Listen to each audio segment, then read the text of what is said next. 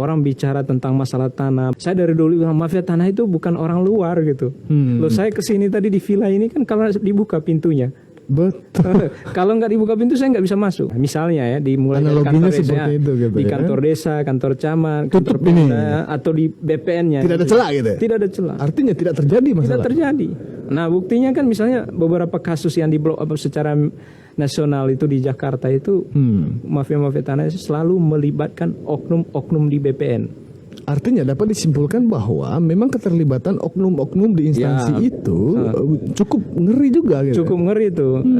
Apa namanya? Kita bisa tahu lah bagaimana misalnya gaya hidup mereka. Oh, oke. Kita bisa tahu.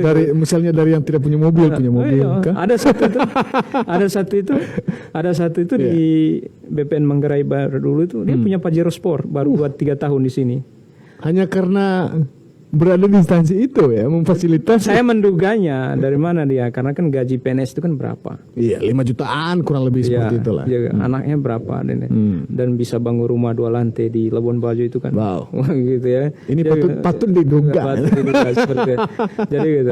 Saya sih kasih tantangan ke KPK atau kejaksaan dan kasih tantangan juga ke misalnya BPN. Berani nggak mereka membuka sumber kekayaan mereka, uang mereka?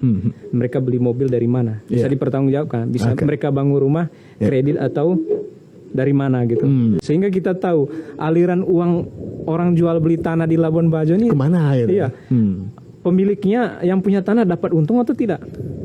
Gitu. Atau kemana gitu. Kemudian kita minta juga ke penegak hukum, baik kepolisian, kejaksaan dan apa. Jadi penegakan hukum itu jangan berhenti, harus jalan terus. Generasi-generasi yang kita juga harus tumbuh kesadarannya supaya kita jangan bagian dari masalah, soal, tapi bagian dari penyelesaian soal. Kayak gitu. Lalu kita minta juga Pemdanya cara misalnya berhentilah misalnya di kemarin itu sidak gitu. Tapi tekankan kepala dinas terkait itu benar-benar tegak aturannya. Profesional. Iya, misalnya saya tekankan dinas perumahan itu, kan izin itu kan di situ. Kalau perizinannya itu kan hanya mengeluarkan administrasi. Perumahan, kemudian dinas lingkungan hidup ya. Itu. Jadi udah lu kerja sesuai aturan aja. Jadi gitu. Sehingga kedepannya tidak ada lagi soal misalnya orang bangun di luar gambar IMB-nya atau apa. Begitu juga Pemdanya juga kita minta tadi itu agar segera identifikasi semua HGU atau HGB, hak guna bangunan, sertifikat HGB yang bidang-bidang tanah di pulau. Mana yang sudah dibangun, mana yang belum. Ya kan? Nah, yang sudah HGB ini udah berapa lama dia izinnya? Kenapa belum bangun? Kalau enggak diambil. Tawarkan kepada investor lain, sehingga dengan demikian kan lapangan kerja juga tercipta. Jadi jangan supaya apa? Kita cegah spekulannya yang masuk. Itu sih menurut saya. Luar biasa Abang Yos yang memiliki banyak ini pengetahuan terkait persoalan agraria di Labuan Bajo ini. Apa saran Anda untuk para calon investor ke Labuan Bajo? Karena bagaimanapun ya, tentu dengan pelabelan Labuan Bajo sebagai super premium ya, sahabat Nur bicara ya, ini akan menarik perhatian dari pemodal-pemodal dari luar ya untuk berinvestasi. Dan tentu namanya investasi kita akan welcome gitu ya, sebagai masyarakat itu akan berdampak terhadap pembukaan lapangan kerja dan banyak aspek lainnya yang sangat positif. Nah, untuk teman-teman investor itu kan jangan tergoda dengan view, jangan tergoda dengan harga murah, juga dengan harga mahal itu. Yang paling penting itu adalah sisihkan sebagian anggaran pembelian tanah itu untuk belanja informasi.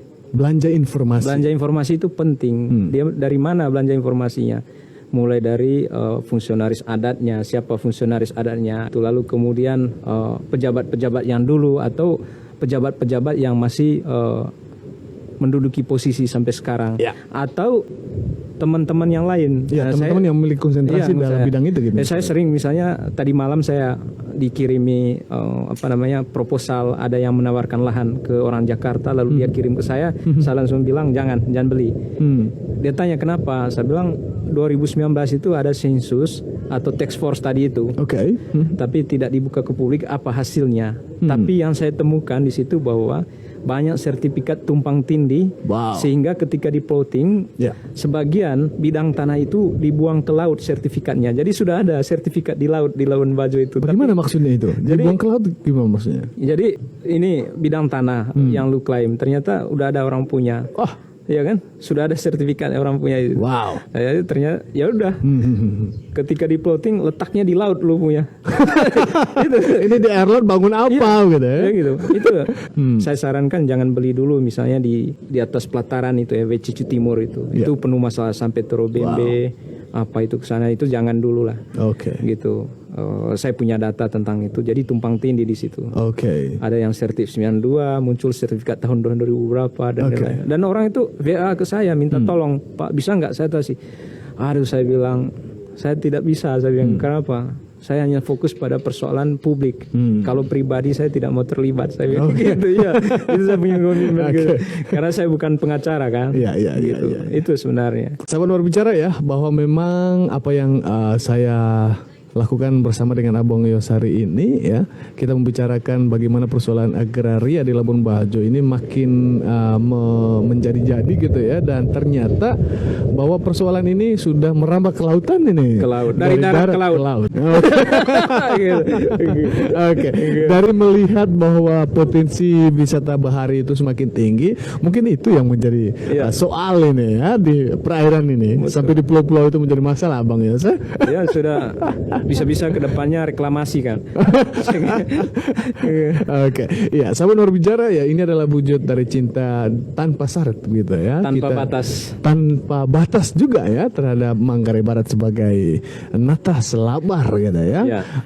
Sebagai tanah yang telah diwariskan oleh leluhur ya bagi generasi Manggarai Barat untuk tetap hidup berdamai, berdampingan dan solidaritas ya sesama anak bangsa Manggarai Barat hingga akhir zaman, kurang lebih seperti itu ya. Sangat luar biasa sekali atas partisipasi dari sahabat berbicara sejak dari part pertama ya pembicaraan kami tentang konflik agraria di Labuan Bajo ya.